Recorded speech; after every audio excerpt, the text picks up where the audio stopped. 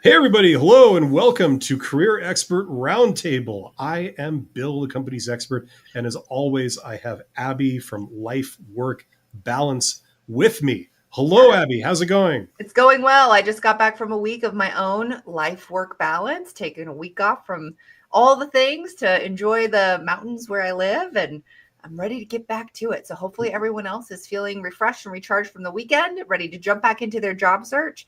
Bill, I have a quick question for you. Yes. When you were CEO Mm, of the various organizations you've worked with, mm. did you notice if there was a specific time of year that was most popular for hiring? We weren't big enough that we had like waves of hiring. We were only about 60 employees, something like that. But people tended to retire around the end of the year, the Mhm. calendar year. So, you'd replace them before then. Um, and we had like interns and stuff like this. So of course that coincides with the academic year. Yep. As I recall, that would be like it would be in the summer. It'd be like in June or something like that, maybe a bit earlier. That was kind of the peak. I think that's also the broader trend, right? People tend to hire like May, June, that kind of for anything that requires school, right, or any Yeah. academic programs or internships, stuff like that. Yeah. So other than that, it was kind of all year round. But I think that those were kind of the two parts of the year where there might have been special focus, right? Yeah, yeah. Well, and what I've noticed from like just an organizational perspective and my experience working as a recruiter is that there are kind of those like two main times of the years that maybe numbers for recruitments increase, which is the beginning of the year and then also mid-year, around June, July, August. And so we're kind of in that same time frame right now that people are probably going to start to notice that job postings get ramped up, and that's usually because it aligns with organizations' fiscal calendars. So when they got new like budgets that are going into effect and things like that. But at the same time, regardless of organization size, hiring usually happens year round. So Yes. I'm interested to see if people are, have more specific questions about their applications or interviews that they've got coming up, because I imagine there's probably an uptick in available positions right now, just worldwide, based on it being that kind of mid year place within Yeah. our calendar. Yeah. I mean, listen, everybody's got their own sort of take on this. Mhm. Um, my perspective, for what it's worth, is that I think that the broad trend of are they hiring now? Are we in kind of a peak or a lull? It's out of your control. And if you're looking for a position now, I mean, you look now. There's no time of the year where like people aren't hiring at all. They're Right. always hiring, even during the holidays at the end of the year. I mean, Mhm. you know, I a lot of job seekers intentionally ramp down their job search during that time of the year because they believe that nobody's hiring. That's not necessarily true. And the thing is, if there's a lot of people that are artificially ending their job search for a couple of weeks because they think that no one's hiring, you know, but certain candidates are still doing their job search during that time, they almost have a bit of an advantage because there's much less competition, during that time for what positions are available. So, Yes. like there's all kinds of different strategies. I don't really see the broad industry trends like I think maybe you do, but you know, you need a job now, so you're going to look now, and it's always about the same thing, which is essentially outmaneuvering your competition to get Yeah. the jobs. Either doing a better resume than them, doing a better interview than them, which is all stuff that you can work on. So I would focus on that. That's primarily the thing, and you know what I mean. Like, Abby? Does it change your strategy, like knowing what times of year they're hiring or whatever? Usually not. I think No. that you might, as a job seeker, notice that there's more opportunities available towards the end of the year and towards Yeah. the middle of the year, just because that's usually where the fiscal calendars fall for budget purposes. But as a job seeker, what is within my control is when I choose to apply. So, Yeah. if I choose to apply in, just picking like October or February, that doesn't mean that I'm not going to find a job because there are no jobs available. And, there's a lot of things that are at play simultaneously that lead to someone choosing to search for a new job. Yeah, but a lot of people, you're gonna apply, like the right time to apply is now. right? Like Right. it's always now, right? Yep. The soonest you can get it for posted jobs, especially, I imagine that, you can Yeah. get in there on like the day of that they post it, right? Yeah. That's kind of, that's perfect. Yeah, well, Uh, my advice is actually to always apply to jobs. Even if you're yes. happy in your current job, just apply for the like ability to update your resume more frequently. Apply to maybe see if an interview happens because there's always going to be additional opportunities out there. So you might as well apply and just see what happens. And if nothing comes of it, then you still have your job that you're in that you're probably comfortable with, but you're not feeling like you've got this fire where you have to get or accept the job that's offered to you first to get out of your current job. Yeah, absolutely. So Tommy, hey, I know this person. That name is from that name kind of sticks in your head.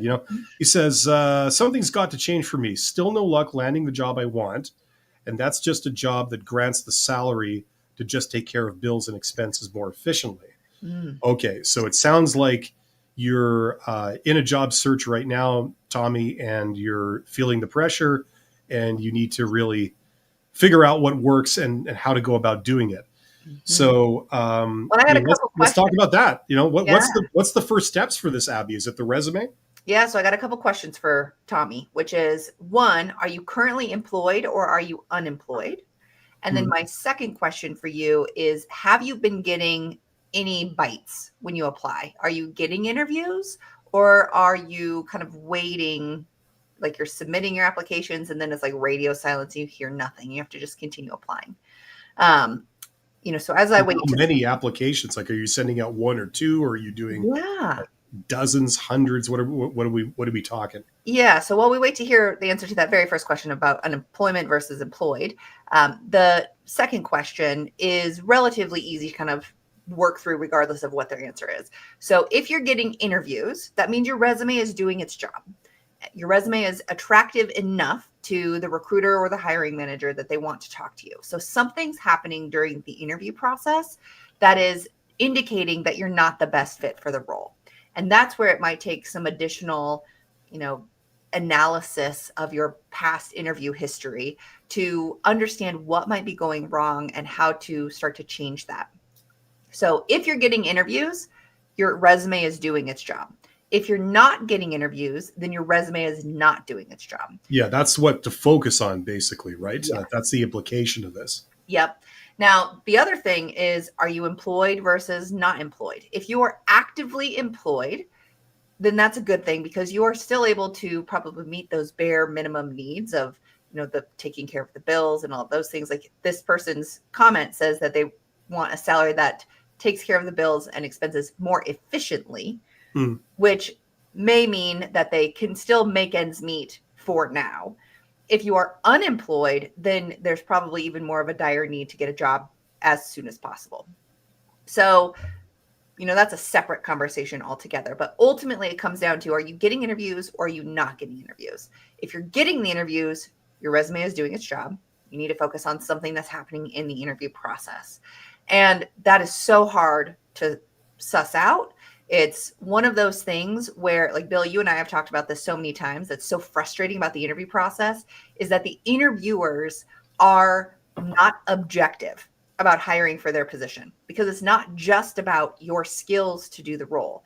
They're making a lot of assumptions about you and the answers that you share during the interview process and how you show up and how you look during the interviews to decide Yeah, if you're going to yeah. be I fit. mean, the way I look at it is, uh, you know, the standard thing that recruiters look for, that they're taught to look for, is, first of all, they're not looking for the best candidate; they're looking for the least risky candidate. Yeah. Those are two different things. Um, the other thing that a lot of the delusion that a lot of job seekers are under is that if you're qualified for a job, that will mean that they will offer you the job. Mm-hmm. And that's not how it works. The reality is that there are many candidates that are equally qualified for the job in the eyes of the employer. Yeah. That means that, regardless of how you see yourself, you might see yourself as like the most qualified person around to do this job, right? So, you think that that's like a competitive advantage. Mhm. What, and sometimes that does give you an advantage. But I think, and you can tell me if you agree with this, Abby, the kind of average standard way it's regarded is that the employer looks at the sort of bare minimum requirements, like technical requirements to do a job. And as long as you meet those, they consider you qualified. If you exceed those a great deal, that doesn't necessarily mean that you get an advantage in the running, when they eliminate people and they choose the person, you know. Yeah, and I would say that when it comes to that, it's there's a lot of ways to do it. My experience with it was you've got to somehow figure out how to rank candidates who apply. So let's just say that Bill, you and I have the same qualifications to meet the position minimally, Yeah. but I have certain preferred qualifications and you have other preferred qualifications, but we don't Yes. meet those exact same ones. So minimum qualifications were identical, preferred qualifications were slightly different. As a recruiter, to make my life a little bit easier, I used supplemental questions on the application. So people would click, I have this many years of experience doing this. I have, check boxes of I have experience working with these different softwares, etc. And then a point number would be generated for that person. And then people Yeah. would The be point ranked system. Yep. based off of this point system. And that made it a lot easier to say, okay, this person is self-reporting that they have these things. I'm going to assume that that's relatively accurate. When I dive into the top 10 people, I'm going to double check that they actually have those qualifications based off of their application. So Yep. everyone who meets minimum qualifications gets put into this pool, and then they get ranked based off of their preferred qualifications. Usually a computer system will do that if there are those supplemental questions. If not, if you just upload your resume, AI might take a look at your resume, or you might have a recruiter who goes through application by application and then ranks people that way. And it's completely arbitrary too. Every organization will have their own ranking, like what they assign points to. And a lot of times, as I understand it, every individual, like every recruiter, might have their own version of the point system. Like okay, if you have this educational qualification, that's 10 points. If you have 5 years of experience, that's 10 points. You know, maybe you go a different place, they don't care at all about education, but they care about experience. You have Yes. 5 years experience, that gives you like 50 points. You know what I mean? Like it's totally Yep. arbitrary. You Totally. don't know as a candidate, you're not privy to any of this. You can't control any of this. You just walked into this Yep. and they're judging you by whatever arbitrary standard. I mean, it's everybody's got their own opinion, and this is like just some sort of formal version of somebody's opinion Yep. on your value, but that's what they try and do. Yeah. Well, and Tommy responded to one of the questions that I asked, and I asked a separate question in the chat, which may have only gone to my channels. And I think Tommy's from yours, about like what industry they might be applying to. But so they're not getting many interviews. They'll hear back and then radio silence, no interview. So it seems like there's probably, something going on where you're getting some attention, but then they're deciding that you're not a part of the like cream of the crop of the applicants that they've received. So in this case, what usually will happen is if you are tailoring your resume, you're not tailoring it to the reader. You're tailoring it to what you think that they want, but not necessarily what they actually want. Or you're not tailoring your resume at all. So that's a big thing when it comes to applying for jobs is creating an individual resume for each job that you apply to. Now that seems like a really daunting task, but typically if you're applying to administrative assistant jobs, for example, your administrative assistant resume will be relatively consistent among every job that you apply to. You might just tweak some keywords here and there based off of the specific job posting that you're applying to. So it shouldn't take hours to tweak your resume. It should take 5 to 10 minutes to make some small minor adjustments for the specific job you're applying to. And we should talk about that. We should talk about the whole AI resume, yes, tailoring thing. That everyone needs to know that. which is a perfect segue. That's where AI really comes into play. You can use generative AI platforms to help you analyze your resume as it relates to the job posting. You can ask it to identify blind spots or gaps or areas of concern that might come up for the recruiter or the hiring manager. And those generative AI platforms, while not always the most accurate, can at least give you a starting place on how you can start to tailor your resume. Yeah. So first of all, by generative AI platforms, we're talking about what? We're talking about ChatGPT, I know you like Grok, I is it? like Like Grok, the which is Twitter through one? X. Yep. Yeah. I mean, Well, there's there's a others. Have bunch. you tried Gemini? Is that good for this? Have you used it much? I I have. don't use Gemini all that Okay. often, but it's Yeah. one of those platforms that people can certainly use. Yeah. And there's even, I want to say it's jobscan.io, Hmm. which I'll do a quick Google search to see if that's the right one.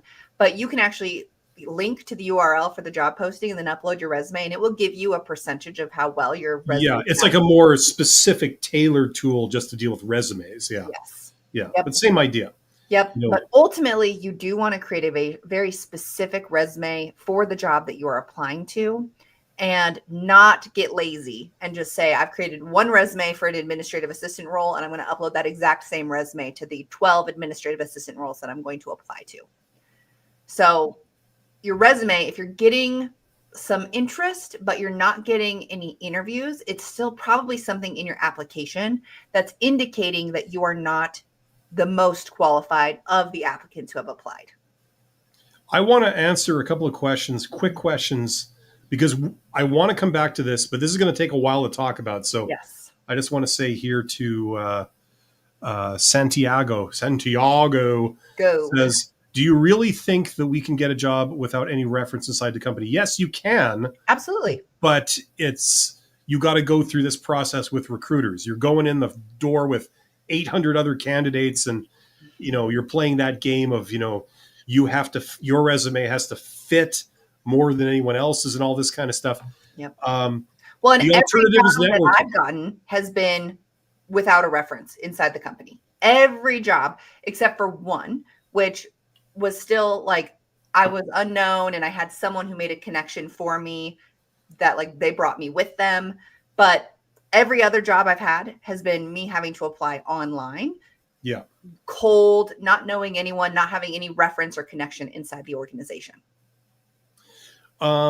Yeah, absolutely. You can, but that's the game you're playing. Basically, you got to go. Mhm. I mean, there's always networking. Networking is the hack for the system. If you don't fit into that tight pigeonhole Yeah. that you know this system is designed for, like let's say you're a generalist, you had a career for 7 years in this industry, and then you jump to another industry, you had a career 7 years there, then you jump somewhere else, you've been there for 3 years, like you don't have as much experience as other people, you don't fit into that nice little tight pigeonhole. Maybe you got a large work gap, like whatever. You don't fit this mold. So for you, there's a lot of hope. It's just called networking. If you go talk to people one on one, you're getting the job not because of your resume or what you're saying about yourself. You're getting the job because, first of all, you're the only one that showed up. And secondly, they see you. You're demonstrating why you're awesome. When you talk about the subject matter and they see you know your stuff, when they find that they get along with you and that you communicate very clearly and you're very professional, that's why they hire you, not because of what's on your resume, but because of who you are and what's in front of them. So Well, and there's I want to always use that. it.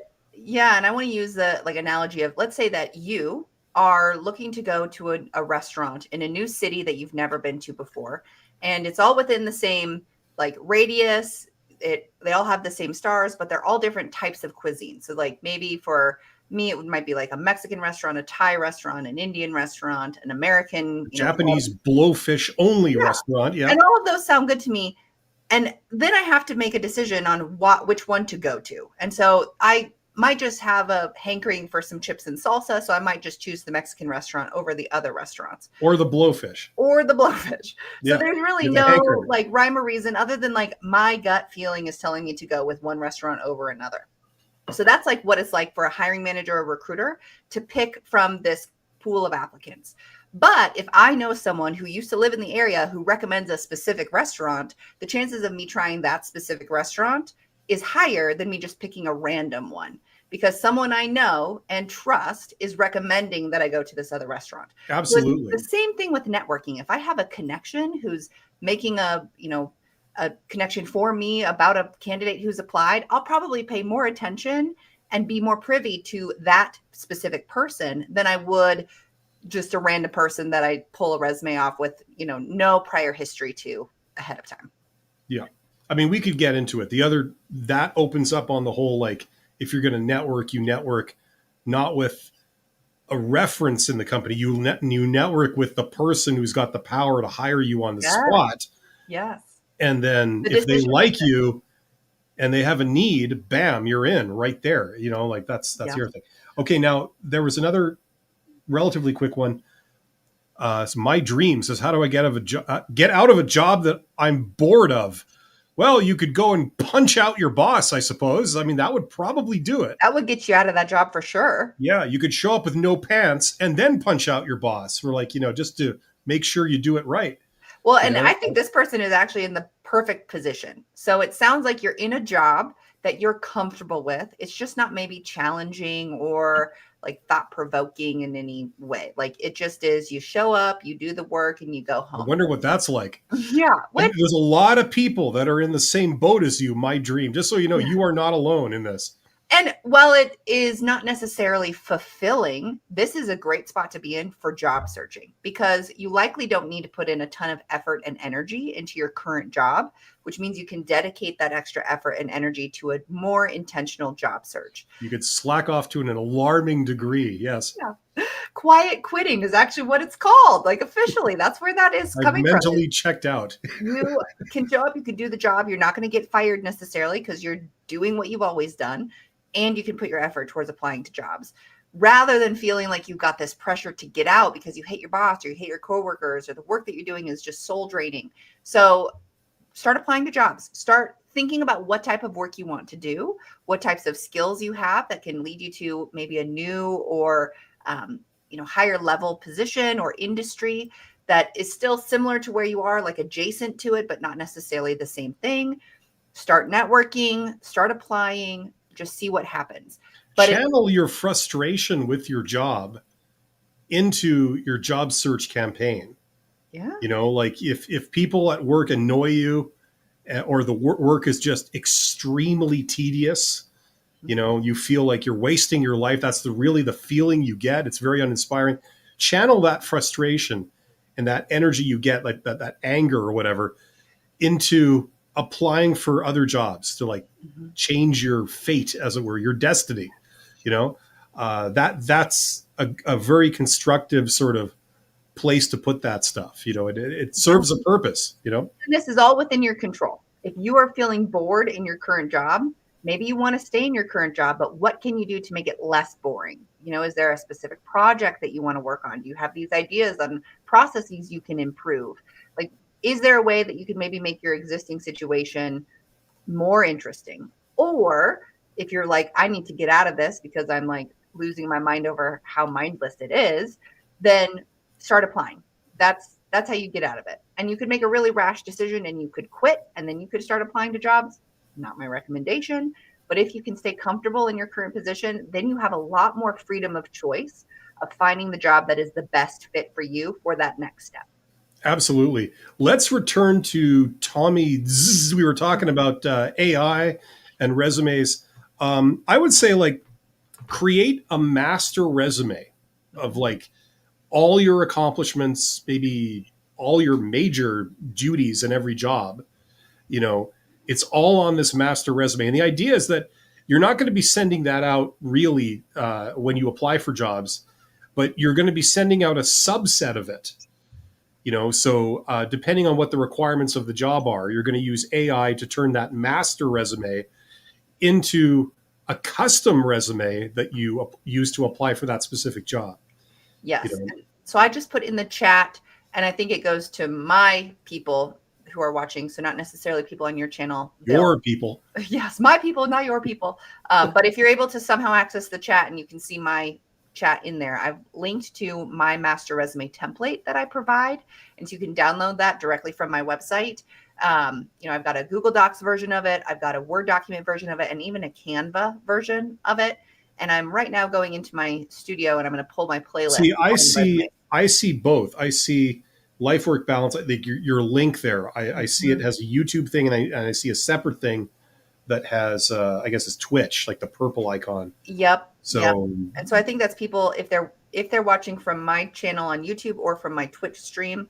I thought it. It doesn't just go everywhere. I thought this I stuff went don't everywhere. think so. Oh, okay. But I'm That's not confident. So disappointing. just in case, if you're watching from Bill's channel and you don't see my chat come through, I'll maybe Bill can repost that in a little bit, or you can visit Okay. my Well, website. we have to keep moving because I see Yeah. some questions are being built up here. I just want to say, like, what's the process for creating a custom resume, Abby? That just so people who aren't doing this, we already mentioned you're using ChatGPT, you're using Grok, you're possibly using Gemini. There are more specialized tools out there just that specifically do resumes. Do you know if any of those are free or they're paid, like the specific tools? Um, I imagine they're I paid, but bet I they're don't know. paid. Yeah, yeah. And I've gotten some people who will reach out to me via email, like wanting to collaborate on that. And I actually do not think people should, and this is separate from kind of where you're going, but just as a general rule that I apply is I do not think other people should write your resume, which is why I like using the free resources of, the generative AI platforms Yeah, that yeah, can create a draft for you that you then continue to make your own. yeah. Like just Um, ChatGPT alone. I mean, I think that's a lot of people's entry into this. yes. That or Yeah. Gemini because they're pretty in your Yeah. face when you get on the internet. But uh, yeah, create a master version of your resume, put it into like ChatGPT or whatever AI tool of your choice. Tell Mhm. it like this is my resume, and you paste it right. Yep. Paste the text, and Yep. then paste in the job description. Say this is the job description. You paste that in, and then you could say create me a custom version of my resume that's designed to apply to this job, and that will be a very very close match with all the keywords, key phrases, all the requirements they're looking for. And it will take your resume and make like a super version of your resume that matches this job using all their lingo. Yep. Takes out stuff that like you have on your resume that's a distraction, has nothing to do with the job, Yep. right? Yep. Well, and I think You one know? of the biggest things that so we as humans want the easiest way to do things in And we general. want it now. Yeah. We want like the easiest way. So in most cases, the first thing that I see when I work with clients is they use templates. Do not use a template. Use an unformatted document that doesn't have any like hidden code, no color of text, no like pictures or images. Don't use a template. Do not do that. Always start from an unformatted plain document. And the reason for that is very similarly with ChatGPT. If I were to copy a template into ChatGPT, things get all mixed up and wonky. So even ChatGPT won't be able to read your resume the right way. Sure, it has like the upload function, but even that is not 100% accurate. Yeah. So always use an unformatted plain text document. And while it might look plain, it is what will get through the applicant tracking systems most effectively. And it usually looks pretty professional. So if I'm in here using like my picture and I've got images and icons and tables and things that are super fancy, Yeah. that Graphs can and actually make things. it much Yeah. worse. Yeah. Yeah. So first and foremost, unformatted, plain Word document or Google Doc, whatever it is that you choose to use. Keep it simple. Do not get fancy with templates. Yeah. Then from there, it's much easier to tweak and make more specific to the jobs that you're applying to. I've got a couple of videos all about how to use programs like ChatGPT and Grok to tailor resumes. And again, you don't want to rely solely on what it creates for you. Yeah, go check those out. If you're in the habit of not tailoring your resume to each job you apply to, and coincidentally also you might not be getting a lot of results, like a lot of interviews and things like this, go and watch those videos of Abby on her channel talking about that. How to customize your resume using ChatGPT and other AI tools. That's what you need to do. That's what's going to get you interviews. Going through this process. Yep. Let's keep moving here. We got Hertis says software dev here.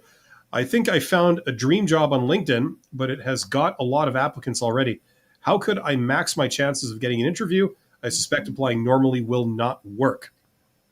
Yeah. I'll let you LinkedIn take that one, Abby. That's about LinkedIn. So Yeah, LinkedIn is tough. My first thought is check out the actual company's website and see if they have a careers page and see if you can apply directly through their website rather than through LinkedIn.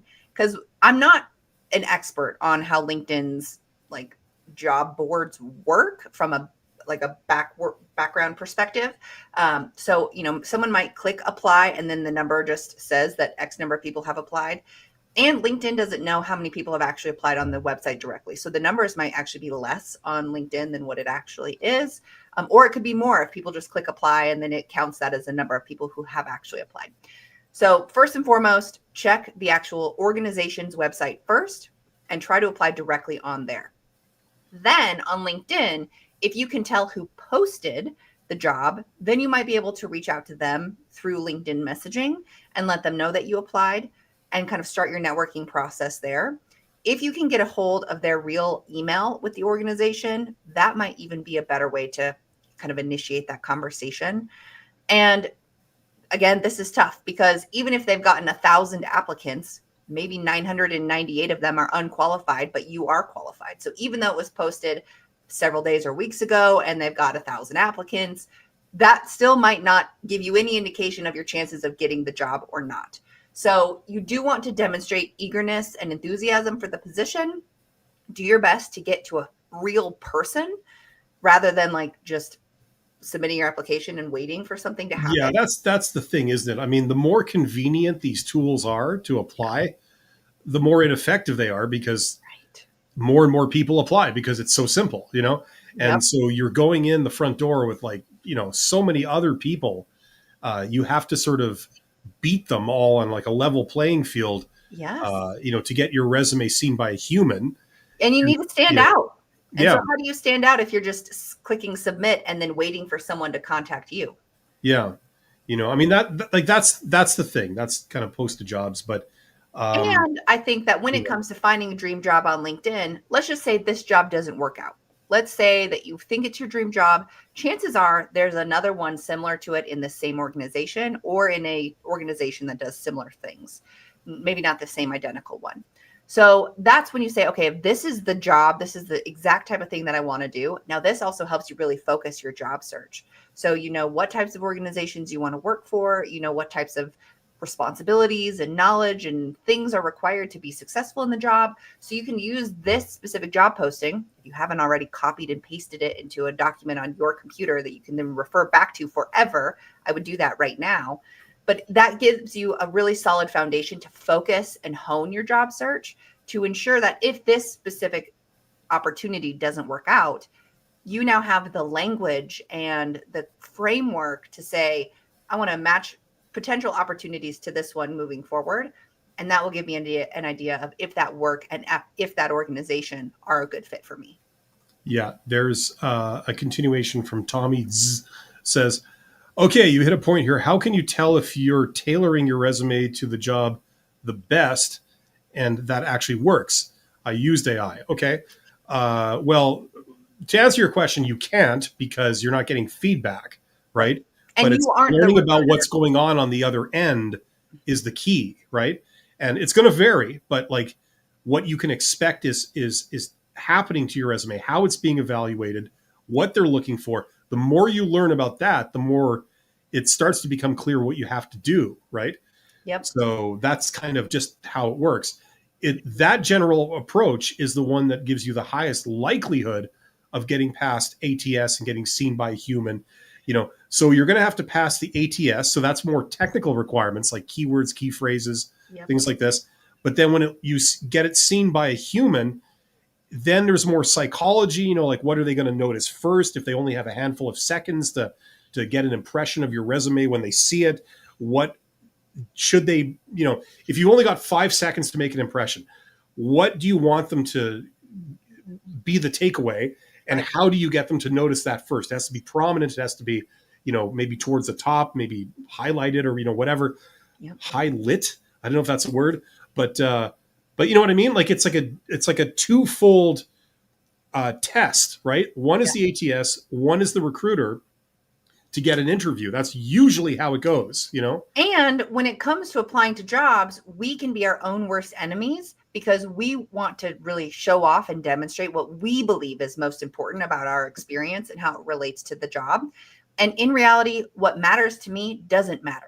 We could I also be other people's worst enemies too, which is like, that kind of gives you a good feeling sometimes, but sometimes, yes. So we want to put if you're well adjusted. ourselves in the recruiters or the hiring manager's shoes to say, okay, based off of this job posting, what do they want? What are they looking for in a potential candidate? And then you want to make sure you highlight what you, and granted, this is all conjecture. You can't confirm that this is what they're looking for or not. But if I believe that this accomplishment in my past job is super important and it makes me feel good and I want to highlight it, but they don't care about it, why should I include that accomplishment? I need to really focus on what they might care about Yeah. in my application. And then Tommy, if that is indeed your real name, always remember you can't like do one or two of these. You have to do a lot of applications. You know what I'm saying? Like, how you can apply for a lot of jobs just by not customizing anything, just like clicking apply, apply, apply. You send the same resume everywhere. Yep. You know what I mean? Same cover letter, if they even need it, they usually don't need it.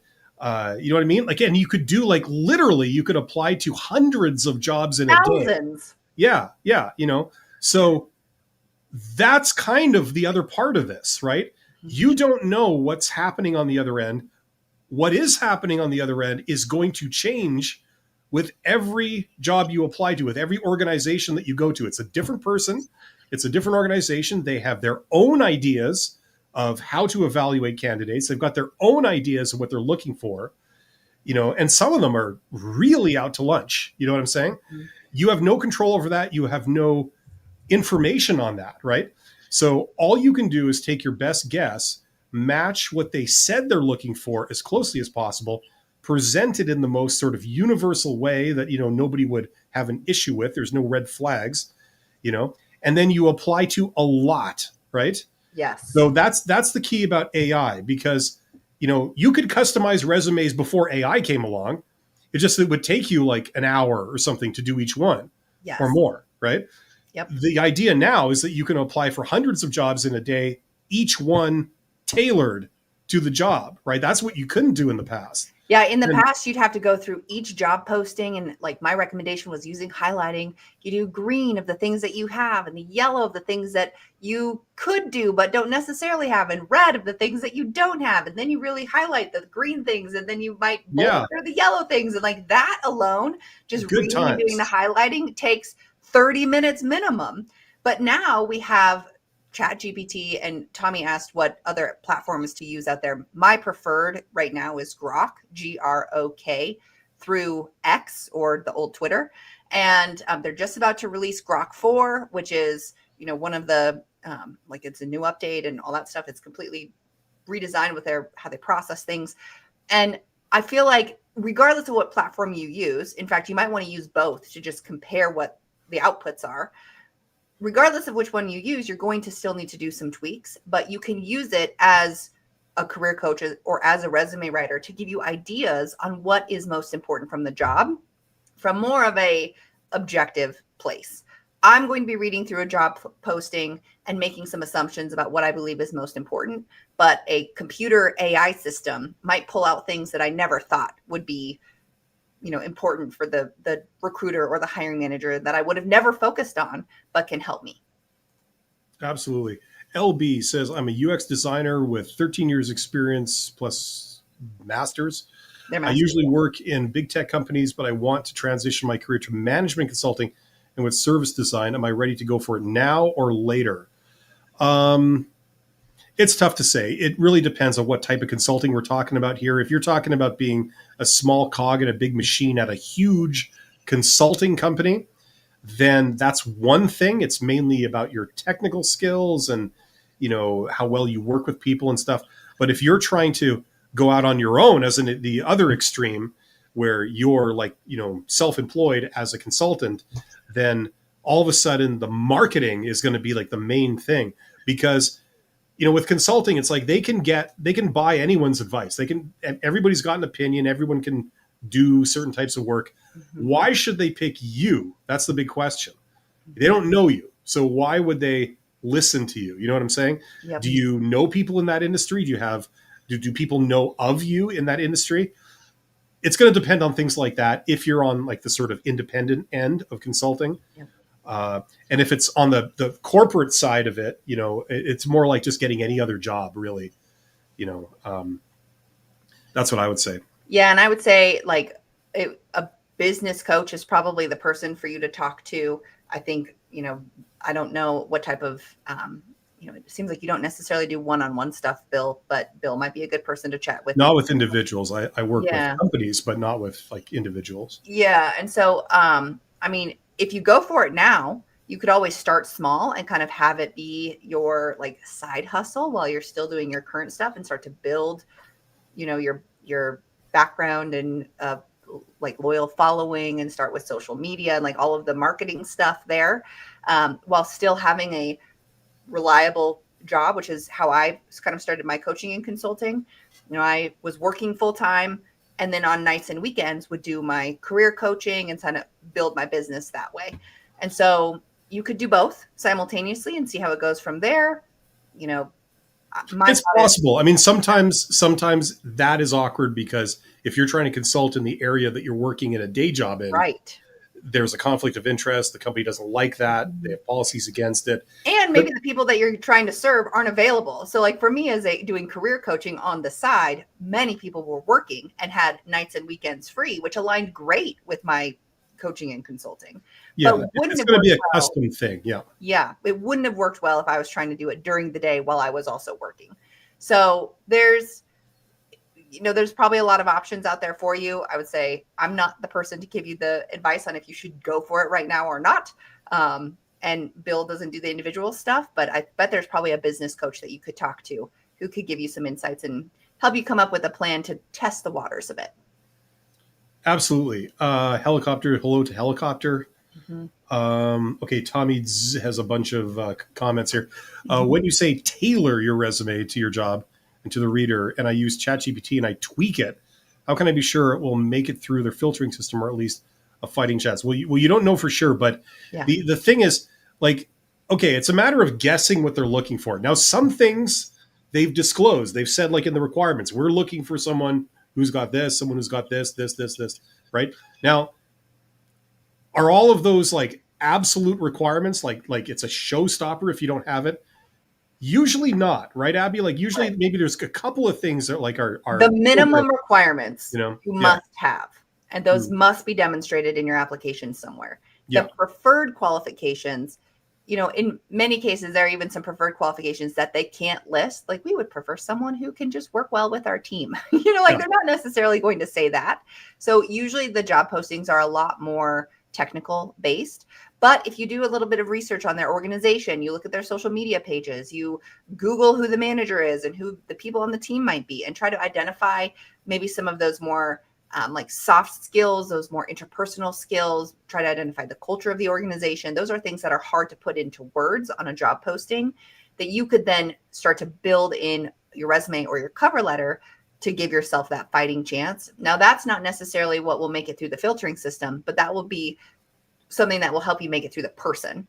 The filtering system is the job posting. If they have an applicant tracking system that's analyzing your application, it will be looking for years of experience in a certain area. They'll be looking for keywords of what types of softwares you used or what types I mean, of that's the key. Like keywords is separate from the requirements. You know what I'm saying? Yeah. Like they're looking for like let's say it's a supervisor job. Okay. Now let's say the first requirement that they list in the job posting is you should have 5 years experience as a supervisor. Okay.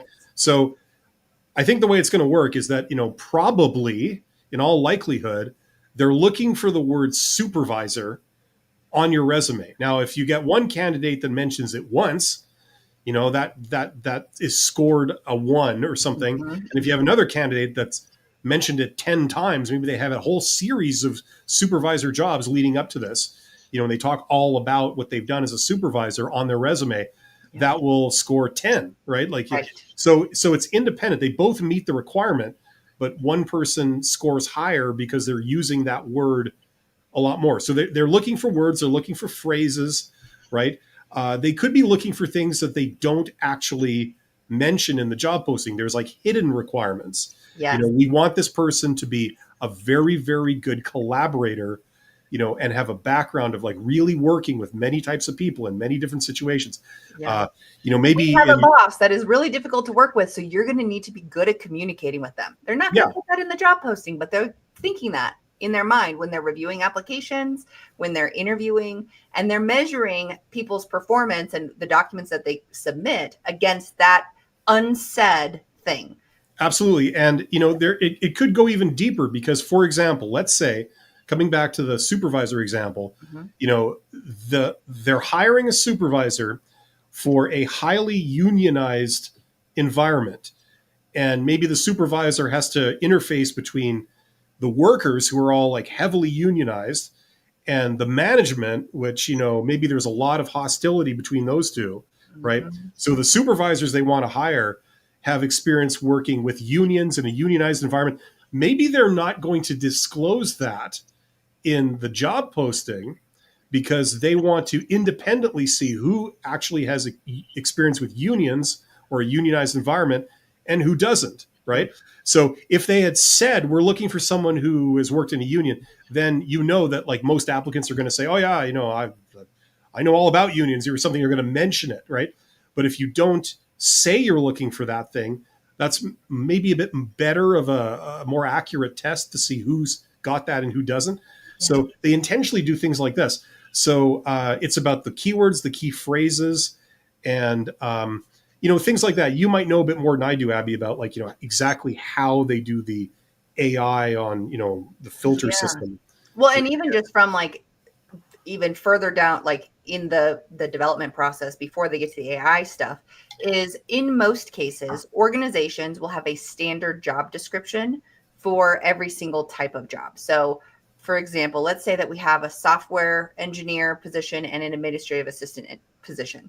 The administrative assistant position will have a position description that HR provides to everyone who needs an administrative assistant. They will also have a job description that they provide to everyone who needs a software engineer role. Now, then those are going to be identical that HR provides to every single person. Then the hiring managers or the recruiters will tweak those slightly to match the type of person they're wanting to hire into the role. Sometimes they won't. Sometimes it will just be the generic bones job description with no meat onto that job description that gives you any idea of what they're specifically looking for. So that's another thing to keep in mind is what you're looking at could just be the bare minimum that the job is expected to do as a part of that software engineer or administrative assistant position in the entire organization. And it's not even specific to the department or the team or even the specific role that you're applying to. So that's where some of that extra research really comes in handy. If you can figure out who the hiring manager is, if you know what department it's in, you can start to narrow down what they are or may be looking for. And if you can get it in with someone, if you can talk to the recruiter directly, if you can talk to the hiring manager directly, if you could talk to someone on the team, they might be able to give you some insight on what that role will specifically do, what they're looking for when it comes to the person they're hiring for this role, etc.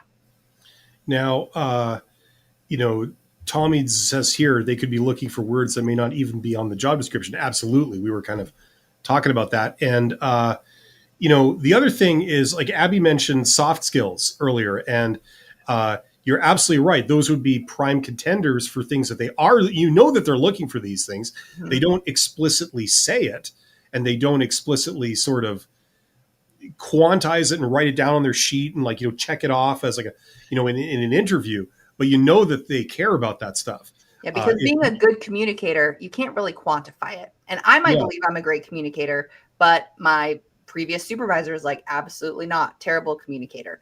So there's all these things that are very subjective. Whereas how do you quantify professionalism, for example? You know what I mean? And how would you quantify it between different industries? If I'm working at a software company that really is embracing the jeans and t-shirt attire, that might be professional to me. But if I'm going to a organization that works in a very formal office building where they wear suit and ties every single day, that's very different idea of professionalism. Yeah.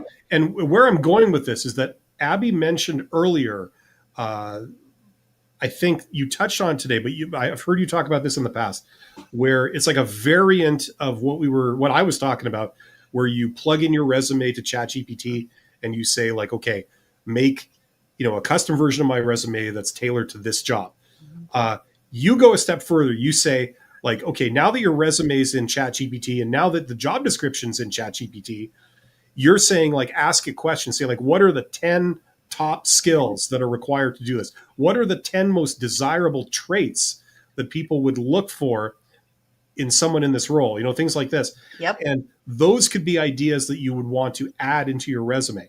Now, in practice, you can do this stuff in just a matter of seconds. Okay. Mhm. If your resume and the job description are in, say, ChatGPT already, okay, you've copied and pasted them in.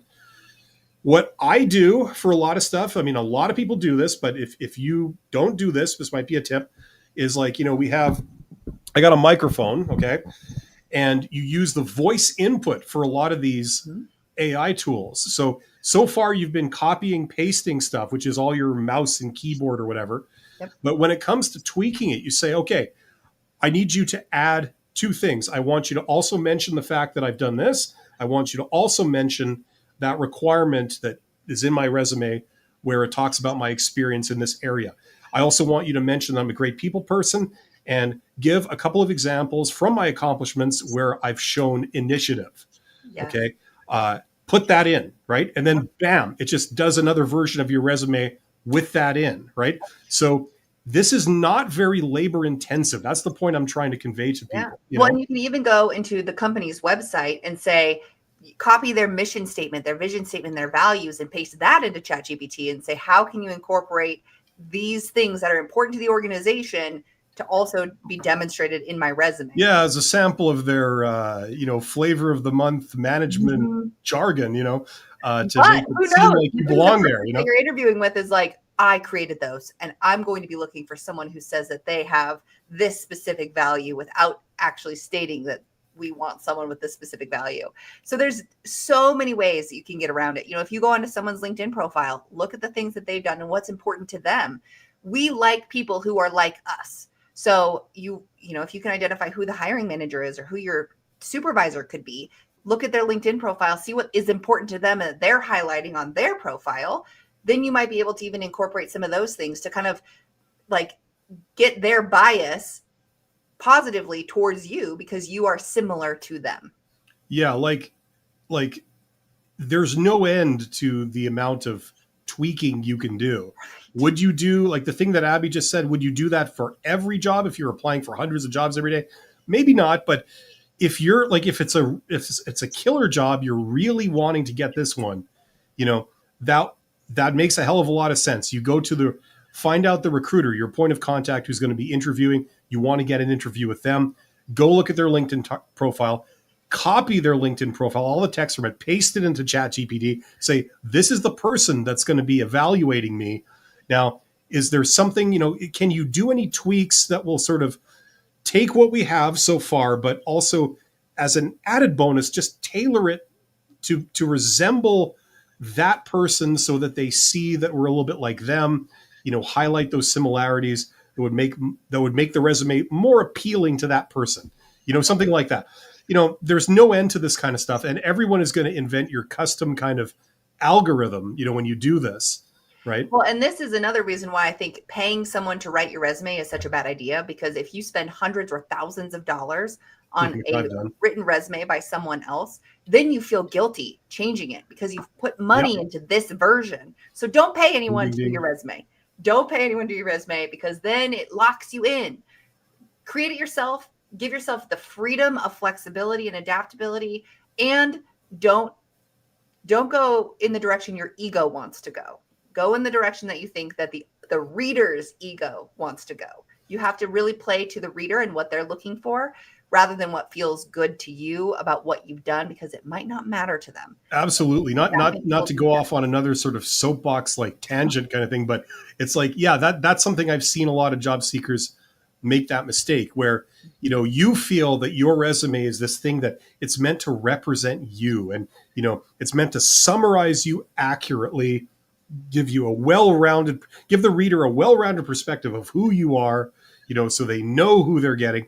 It's like, okay, that's great, but what you're not realizing is that you're trying to persuade someone. Yeah. So, unfortunately, like it or not, the resume that you send them, the thing that you're attempting to use to persuade them, it's about what they want, not what you want. So you might be proud of an accomplishment and you want it on there because you feel like you derive a lot of self-worth from it. You think like, wow, I'm a real catch because I have this. The problem is that if they haven't stated in their job description that they're specifically looking for that thing, that's actually gonna, the chances are is that if you include it, it's gonna do more, it's gonna, in all likelihood, it's gonna detract from your chances instead of giving you an edge, because it's something they didn't ask for, you know? So if you say like, oh, well, I've got this, and they say, well, great, we're not looking for that, that's irrelevant. That's actually worse than not mentioning it, because now we think you might not be a fit. It sounds like you're more of that other type of person rather than the person we're looking for, you know? Mm-hmm. So that's why it's important not to dilute what you have with things that they're not asking for, that in all likelihood might be irrelevant to the role. It can actually take away. You know what I'm saying? And the that's document why, is about them, not you. yes. And that's why my like hack for this is each of your sections in your resume, you add the word relevant to it. Relevant education, relevant professional experience. That word relevant is like a silent trigger to the person who's reading it that you have other things that you're just not including because it's not relevant to the role that you're applying to. And that's a way to get through gaps. It's a way to take information off your resume that is not relevant to the job that you're applying to. It's a way to really highlight certain things. So relevant, use that on your resume. You know, I recognize this individual. I recognize that photo from last time. Yes. Hi, Christian. This cool cat has a question here. It says, I had a job interview last week. I thought I did solid. Did you, you did them a solid. Mm-hmm. And I got nervous, but I'm worried that I might have a 50-50 chance of getting hired. I wrote a thank you letter and was passionate. Now, is there a continuation from this? There is. Yes, there is. I applied a lot of the lessons from Abby's videos on this interview, but I still feel it didn't do well enough. I think I'm exaggerating. Any tips to stay positive? Yeah, keep applying for jobs. Keep moving forward. Stop like looking backwards and worrying and wondering why the phone isn't ringing, figuratively. You know, you don't have control over that. It turns out these people could be absolutely out to lunch. It could be a fake job where there is no job. It could be, you know, it could have been filled weeks ago with an internal candidate. They're just not saying anything. This could be all be for show. You have no idea. You know, the person that posted the job could be absolutely insane. You know, it wouldn't be the first time that happened. Isn't it like in management, there's like a 300% chance, greater chance that you're going to encounter a psychopath than like in the broader society. You know, you have no idea what's going on. There's no way to know what's going on. Right. So don't do this to yourself. Not only is it bad for your mental health, it's also unproductive. You could be looking forward. You could be pursuing new opportunities. That's what I would say you should do. Yes. And I'm going to mention the book that I mentioned in every single live stream, which is 7 Habits of Highly Effective People. There's this concept of the circle of influence and the circle of concern. And you want to focus on the things that fall within your circle of influence, which are the things that you have control over. You had control over how you performed in the interview. You don't have control over how they perceive you or the decisions that they make. If you feel like you did well, you did solid in your interview, that's the best you can do. And now what else is within your control? Continuing to apply for jobs, following up if needed. You know, if your interview was last week, then you've already followed up with a thank you note and you were passionate about and enthusiastic about that. If you don't hear anything, you know, within 3 to 5 business days of sending that email or that thank you note, then maybe follow up one more time and just check in. Keep in mind, if you're in the United States, we've got the 4th of July holiday on Friday. So yeah, where people go absolutely nuts. People might be out of the office all week this week. So response times might be slow. Maybe they didn't even get your email yet with your thank you note. So think about the things that are within your control. What are things that you can do? And the more you focus on the things that are within your control that you have influence over, the easier it is to start to focus on those things and forget about the things that are less within your control. Even though they concern you and they impact you, if you don't have control over them, it's a waste of time and energy to spend your time on them. The 4th of July weekend, yes, where everybody gets drunk and rowdy and society stops for like a day. Yeah. Or it's more than a day, isn't it? It's like a whole extra long weekend or something, isn't it? It depends on where it falls. So in this case, it's Friday. So I bet the partying Okay. continues through the weekend. But usually, like if it's a Wednesday, then the 4th of July is the day, and people will then go back to work on the So does Tuesday. that mean like LA is going to burn to the ground or something? Well, People get drunk and rowdy and they take to the streets and things don't tend to go upwards from there. I remember I yes. remember in the 80s when like Argentina won the World Cup. I remember that. And it really felt like the city of Buenos Aires was like completely destroyed in the ensuing party that they had down there afterwards. So Yes. just hopefully people will take it easy this year. Yeah, I would Um, say that that'll maybe be the good. Super Bowl celebration is something that could cause that type of upheaval in a city that's celebrating 4th of July because it's every single year. There definitely is an increase in drunk driving and explosive problems. People burn down their houses sometimes. So like everyone be safe out there. Be letting Be off of smart. fireworks in public places, yeah, in Yes. a suspicious kind of thing. Okay, we got a couple of Vivian Starr says star. Awesome. There was one comment up above under Christian's first comment Oh, that said, I applied for a job. The interview was great. After a month working, the individual training was supposed to retire, who was supposed to retire, decided she wanted to stay. Things began to be very conflicting. So I don't see a question associated with that. I don't even see that whole comment there. Yeah, Maybe it's I'm looking up in a the wrong couple place. more from where you are right now. Oh, okay. From D. Staley, I think. If I missed your question or if we missed your question, I apologize. This is just, it's a little bit No. chaotic with this way we're doing this, but you know what? Yeah, and I would Just say in ask this, again. If we missed your question, just post it again and we'll get yeah. to it. And I would say in this situation, if you got hired and then the person who was training you, who was supposed to retire, decided not to retire, it would be unethical of the organization to let you go because they've hired you. It could happen, but I think from an HR perspective, your job is probably secure, but not guaranteed. And if you're in a probationary period, sometimes the probationary period lasts for a year. They might try to figure out a reason why they want to get rid of you and keep the other person. But if this person is close to retirement, the chances of them kicking you out to keep them around is slim. Makes sense. Vivian Starr says, do you recommend one-page resume or how many pages? I think it varies, I right? would say, depending on the level of job that you're applying to, the best rule to go by is 1 to 2 pages max for a job. Now, if you are applying to a very high level senior position, C-suite where they're wanting 20 years of experience, whatever that might look like, then more pages is fine. But in most cases, if you stick to the 1 to 2 page minimum, or maximum, then that forces you to truly assess what is most relevant from your background for the position you're applying to. And my recommendation is to always just do 1 to 2 pages max, unless it's a much higher level job that requires many years of experience that may require then you to detail all of your previous experience that meet those requirements. Tommy's, I bet many people are doing the same messaging, the real person. Yeah. I mean, that's like talking to people always wins out, Yep. over this stuff.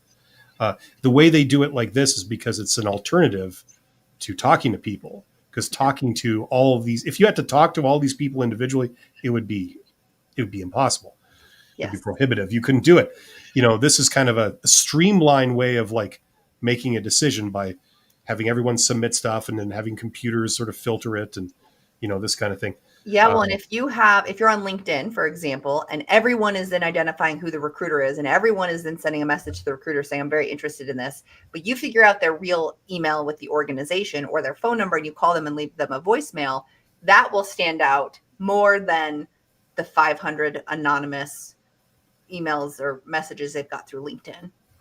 So going the extra mile to try to identify who someone is and how to contact them more directly, not through platforms like LinkedIn or Indeed, that will help you set yourself apart. So the goal is to say, how can I separate myself from the group to stand out in a positive way? I don't want to be seen as a stalker. You're not going to show up at their house and say, good morning, I brought you a cup of coffee. I applied to this position. That's creepy. Don't do that. But if you can email them directly, if you can find their phone number and you can call them and leave them a voicemail on their office line, then that will probably make more of an impression. I guess technically it depends on how much charisma you have, because you could make that work, but you'd have to have like Jim Carrey levels of charisma for that to Yeah. happen. Even though I think that guy's like hated in real life by everybody, but what can you do? Somebody with an alphanumeric name says, "Hello, both. Crash I Bandicoot. interviewed. Yeah, I interviewed with the CFO. We discussed many things, and he showed me many details. He even discussed the salary, and I guess I informed him/her. Mhm. I'm flexible. That's his pronouns, him/her. They informed they'll be back. Okay. Like I'll be back, like a Schwarzenegger thing. It's been 2 days. And then Okay. Well, they two had days an doesn't initial mean comment. anything necessarily bad, right? That's how I take that. Well, and they had an initial comment almost at the bottom. It's like four above from the very last comment, which is, should I do anything or wait? I know that they're doing budgeting and things. So Hmm. if you had this interview, it's been 2 days. That, if I'm doing the math right, because today is Monday for me, Friday was probably when you had this conversation with them. Saturday, Sunday is 2 days. Monday now makes it, a third calendar day, but really it's I been less than contacted one them on business. Saturday and they did not get back to me on Sunday. So I figure So I it's would them. wait. Yeah, I would wait for just a little bit. My recommendation is 3 business days. You should wait. So if your interview was on Friday, 3 business days is Monday, Tuesday, Wednesday. So if you don't hear anything by Wednesday and you felt like it went really well, you had these great conversations, you're expecting to hear back sooner. If you haven't already sent a follow-up email saying thank you so much for the opportunity, asking additional questions, whatever that might look like for you, Wednesday is a good time to do that. So I would wait for now, follow up Wednesday, see how things go if you haven't gotten any response before then. Makes sense. We have this one. I'm trying to find a junior job at IT development. I have 1 year of junior experience. I'm currently finishing my bachelor in IT, I guess. I have portfolio with a lot of projects, not a single company answer back. Help. Okay. So first thing is maybe you know this already, maybe you don't, but there's a difference between being qualified for a job and knowing how to get a job. The two things are almost completely independent, I would say. Mm-hmm. You have a lot of qualified people that kick ass at being able to do a job, but can't get the job to save their life. You have a lot of people that are really not that qualified, but get the jobs because of a lot of soft skills and a lot of understanding of how people are persuaded and how you make your case, right? Including what channel to go over, how you connect with these people to make your case. Yep. So people showing up in person have an advantage. Knowing how to talk to people in person has an advantage. Knowing how to carry a conversation has an advantage. Knowing how to pick the time and place to do that. Understanding people's patterns and when's a good time, when's not a good time. That kind of stuff. That helps, right? That will always win out over. Well, I emailed them my resume, kind of thing. Especially if you're going in with many other people, Yes. right? So When I just think because you're qualified doesn't mean that you necessarily they'll pick you. You know what I'm saying? and a junior job, it might even feel like it's easier to get a junior job, but I actually think that a junior job has more competition because many people are trying to get their foot in the door at that junior level to then get into the higher levels. So if you have 1 year of junior experience, that is helpful, but you might be competing with people who have 3 years of junior experience.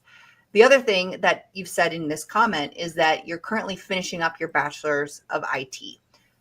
If your organization has a career center, visit that career center because many times universities and colleges will have like an internal job board where people from external organizations will post on the college job board, and then you get, there's like this agreement between the college and the organization, so that could boost your chances.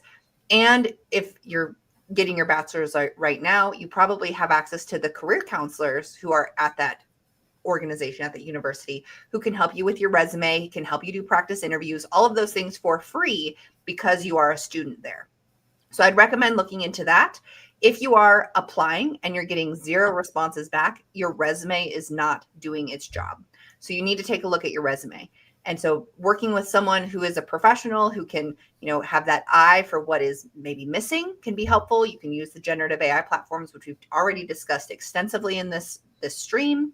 And you have a portfolio with a lot of projects. That's great. That's a great way to demonstrate your experience. But for some reason, the way that you're showcasing that experience is not doing its job. So I would recommend, if you're currently finishing up your bachelor's, contact your university's career center, see if they can connect you with an organization that actively works with the university to hire new people or do internships. Have a career counselor look at your resume and give you some feedback on it. Practice interviewing, things like that. Now, listen, I know that most people here will probably only be interested in the official HR approved job application process, where you look at a job posting, you respond with an application, and you go down their process, right? I know a lot of people, especially young people, that's all they know, that's all they're aware of, and that's all they're interested in learning about. But, and if that's you, fine. But I'm going to say the following in an effort to open your eyes to maybe the greater reality, okay? And as always, I don't expect anyone to take my word for any of this. As if this is all radical new stuff you've never heard before. Go do your own independent research and go confirm this yourself. Okay, don't take my word for it. Okay, so the thing that we just mentioned, like the whole posting a job where you send in your application, you talk to a recruiter, right? And then you go through their process, their official hiring process, and you get the job. That's not the way the majority of people land jobs. Okay. That's something like 20-30% of people get hired that way. Okay. It's deceptive because that's the most visible thing that you see. So if you're young and you've never done this before and you wonder, like, how does one do this? That's what you see. That's the most obvious thing. So a lot of people conclude naturally that this is the way people get jobs. The reality is that most people don't get hired that way. Okay. Most people get hired by some version of networking. And networking simply means people talking to other people. Now, included in that is this idea that you might just happen to know a million people and you call up someone you know and they give you a job. Yes, that does happen, but that's not the typical situation. What's more typical is that you apply for a job in person, or you go and talk to somebody that maybe you know or you know of, but you don't actually know, or you reach out to the organization and talk to someone other than a recruiter. Mm-hmm. Okay, so there's many ways of doing this, but that's a thing. Now, I'm going to not go any further into that direction now. But what I will say is this: in IT specifically, and this is addressing this person's question. Okay, you're a young person, you're trying to go into IT. Now, this has just been my personal experience. I'm generalizing it, but it's only my experience. And that is that people in IT, generally speaking, on average, have underdeveloped social skills. Okay. That's their weakness. They're incredibly bright. They're incredibly organized, very detail oriented, very technically, like amazing. Mm-hmm. Yeah. Like that's their strength. But when it comes to communicating with other people, when it comes to persuading other people, when it comes to collaborating with other people, they're generally poor. Okay, on average. Not there's always exceptions, but that's kind of the trend. Now, if you're a young person, you got the technical chops, you want to go into IT, great. Okay, you certainly can. Now, what's kind of more rare is a person like that who's got the technical chops, but also knows how to communicate with people, how to persuade people, how to collaborate with people. If you can go down to an interview and you learn how to interview with people, you learn how to have a conversation, you learn how to make a good impression, okay? That's something that's a little more rare, okay? You've got like 2 out of 2. You got the technical chops and people want to work with you, So that could be your secret weapon. Now, at the very least, I would recommend people to work on the soft skills simply so that it's not a weakness. It's not holding you back. You don't have to become this like amazing, charismatic, like, social butterfly type, You don't have to be a motivational speaker. Yeah. That's not what you need to do. You just need to make sure that you're reasonably competent. You know how to make a good impression. So that's usually a blind spot for a lot of technical introverts like myself that usually go into IT. You see a lot of them there. If you can develop those skills, you could really have something special, because we don't often see that technical person that's awesome to work with. Everybody wants to work with, and they're great at communicating and they're great at making a good impression. You know, I would work on that. And if you can do that, that's when networking, a lot of channels through networking really open up for you, and you don't shy away from them because you kick ass at this stuff. You can talk to people, and I'll just say one more thing. It's like, you can talk to people like you that are technical people, but they want to talk to you. They enjoy talking to you, and they're persuaded by you. Yes. So I'd look into. I just make sure you don't have a blind spot in that area. That will really help you to learn this stuff. And if you have access to a career center at your university or college, hopefully, if you can go in there with a goal of improving your communication and interpersonal skills, they are professionals who are trained to help you not only with the technical stuff like your resume and your, job application process, but also with more of those interpersonal skills. They can give you some feedback. They can give you some tools to help you feel more comfortable, things like that. There you go. You're welcome to Hertis. Mm-hmm. And I think we got this one next. Applying for a senior territory manager position responsible for 3 states. What industry? Is that like retail or something? Territory manager? And I scrolled through the comments looking for a question from this person. Their name is Andrew. They said that in a comment a little bit later on. So if you do have a question specifically, Andrew, put it in the comments and we'll try to get back to it as quickly as we can. Due to sabotage, I made the decision to resign and leave on a good note. Yeah, and this was that person who was hired into a position. The person who was training them decided not to retire. Okay, gotcha. That's good. Thank you, Top Troll. It's an interesting name. Yes. LB, I think we were talking to earlier. Yep. My name is Andrew. Right. Hi, Andrew. Right. That's how that usually goes. Hi, Andrew. Tommy says, what are other AI tools specifically for resumes? I think we talked about this earlier, right? Like Gemini, Grok, and you had there's some more specialized things out there too. Yep. So JobScan, I said jobscan.io. It's actually jobscan.co, and it will analyze your resume to the job posting specifically. So that's another tool. I think there are some, like, you get 3 free uses or something like that, and then you have to start paying for it. Okay. LB says, I meant working for big consultantly.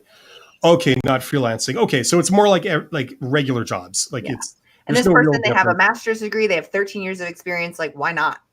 Just start applying and see what happens. And you might get some feedback like, oh, well, we're actually looking for someone who has more experience in this area.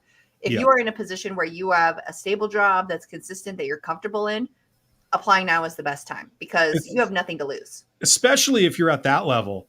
Yeah. Like, do informational interviews. You know what I mean? Go and talk to all these people, like the managers, not the recruiters, but the managers that are in these consulting companies that are consulting in like the area that you would join, the departments you would join, the ones that have the power to hire you because they're like running a department or something like that. Go talk to them. Go like learn how to connect with them. Send them messages saying, I'd very much like to get your expert opinion on this. Could you spare me 30 minutes? You pick the date, time, place. I'll be there. And it's a learning tool. It's like what do you guys look for? Like, what work do you do? Why do you do it that way? What are the trends coming down in that world right now? What are some skills that are going to be needed for the future in that area?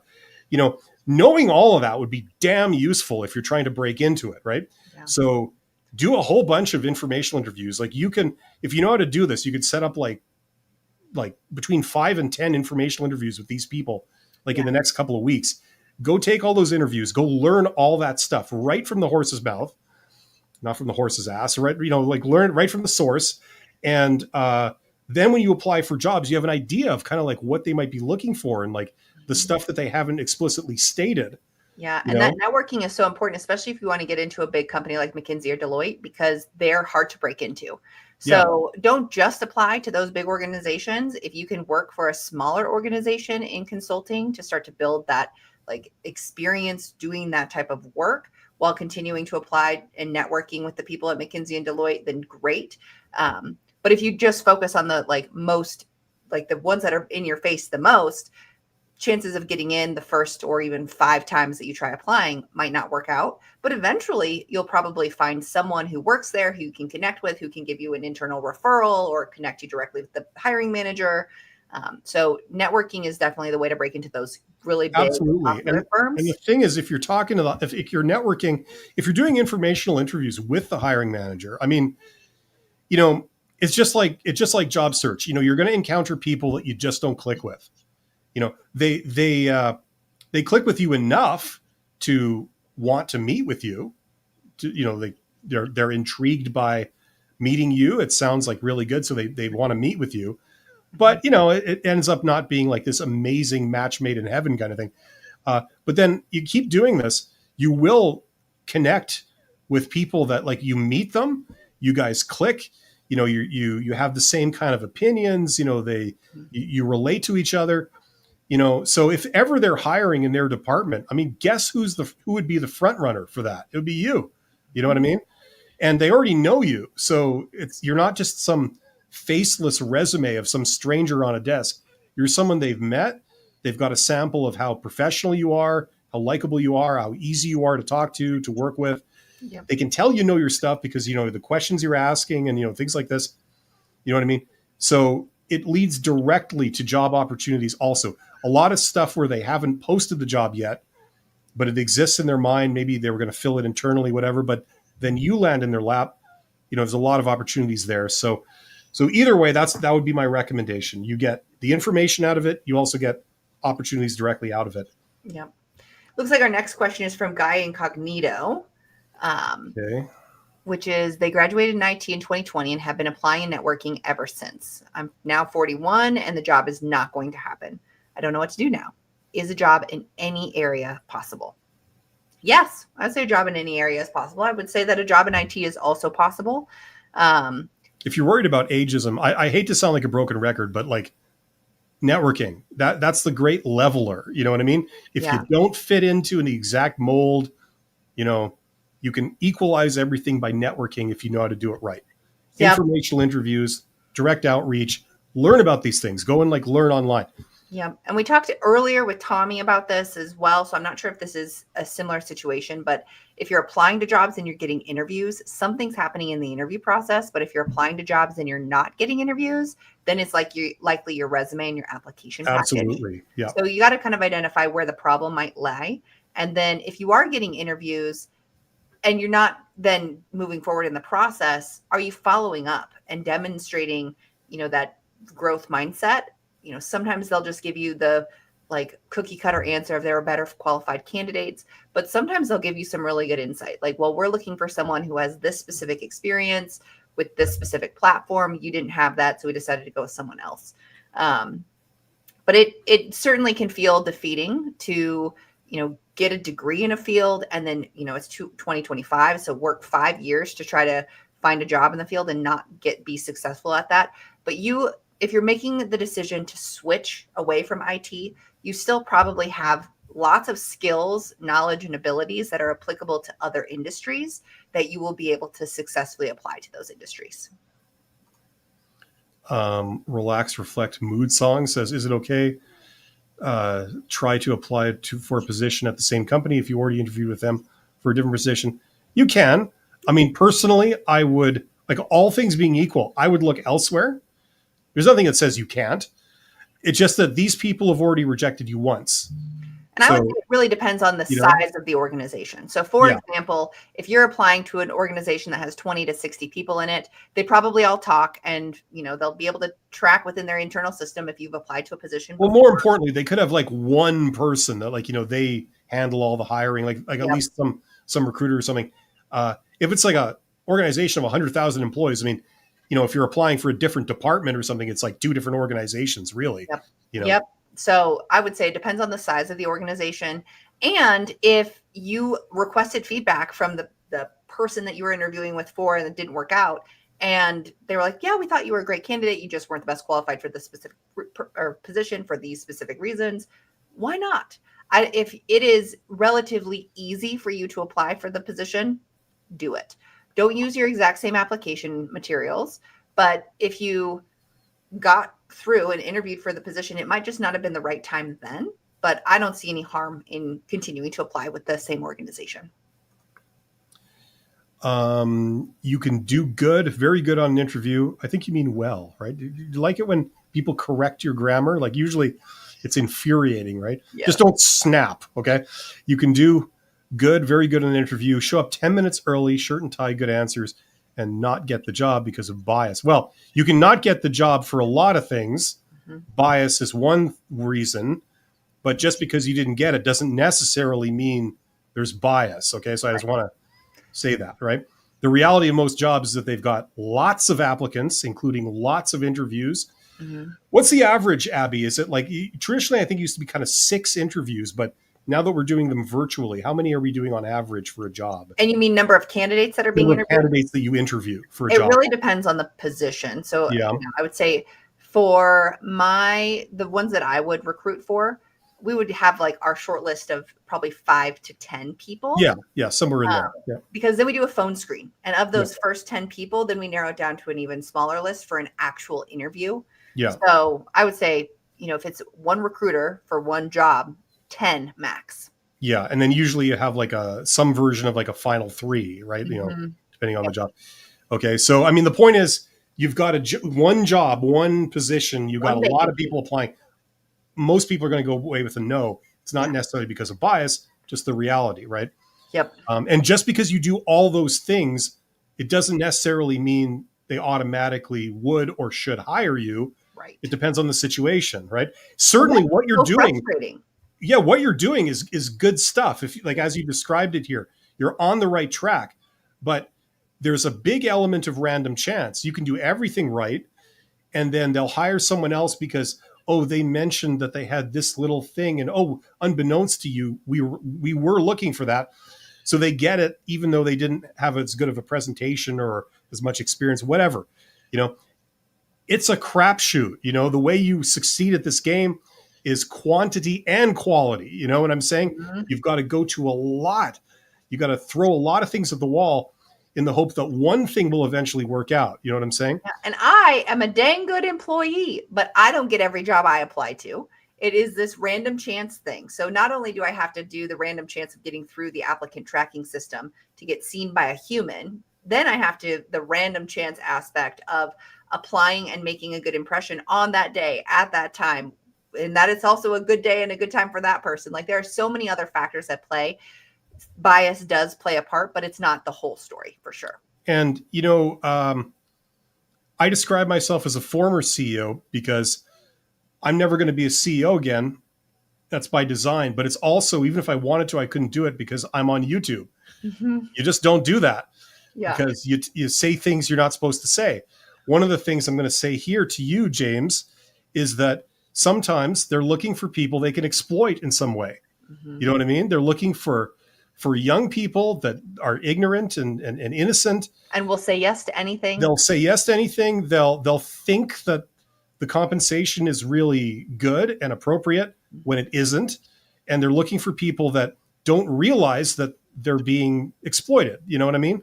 And maybe you didn't fit that mold. Maybe you're too aware or you're too savvy to fall into that intellectual trap. And so they rejected you for that reason. Or you would probably cause trouble for them. Yeah. Yeah, absolutely. So, I mean, so it's just random chance. Okay. So just keep trying. Okay. And sooner or later, serendipitously, something is going to work out for you. Okay. Yep. It's just a matter of time. Let's quickly, we've really hit our hard stop time here. So we've got 1 minute. Listen, I want to say a couple of things. If you are looking for some additional help in preparing for interviews, okay, check out Abby's channel. If you're watching this stream on her channel or on my channel, wherever you're watching it, okay, there are some links in the description box. If you're not on her channel, go to her channel. She offers one-on-one interview consultation. She helps prepare people for interviews, that kind of thing. I don't do any of that kind of work. That's not what I offer. But if you're looking for that, you're getting the interviews, but you're not passing the interviews, one of your options is to check out what she does. She can really help you to refine what you have, give you some objective feedback on things, and help you improve yourself. So go check out her channel where she has links to all of her services, and that should help you out. Okay. Yes. And if you're watching from any of my channels, then because I'm streaming on Twitch as well as on YouTube, I've got Bill's YouTube channel linked in the description as well. So you can check out his courses that he offers. You know, he doesn't do the one-on-one coaching or anything like that, but his courses are very helpful. So check those out if you're watching from my stuff as well. Absolutely. If we didn't get to your question today, I apologize. We have to get rolling, but we will be back. I believe we're doing this again 2 weeks from today, Abby. I think that's the schedule. Yeah. Okay. Yep. So we will be back today. I live stream every couple of days. Yeah. I live stream every couple of days. Abby's got some great videos on her channel. So there's a lot of resources for you. And don't just listen to advice. Go out and try things. Okay. Yes. No one can tell you that something doesn't work if you've done it. Okay. Right. I can tell you that much. So listen to advice, get your advice from a variety of sources, and then go out and try things. And that's how you learn. That's how you become unbeatable. Okay. Yep. We will be back in a couple of weeks. Thank you for being here. Hopefully you got something out of this. We wish you the very best of luck. Thanks, everyone. Okay. Take care.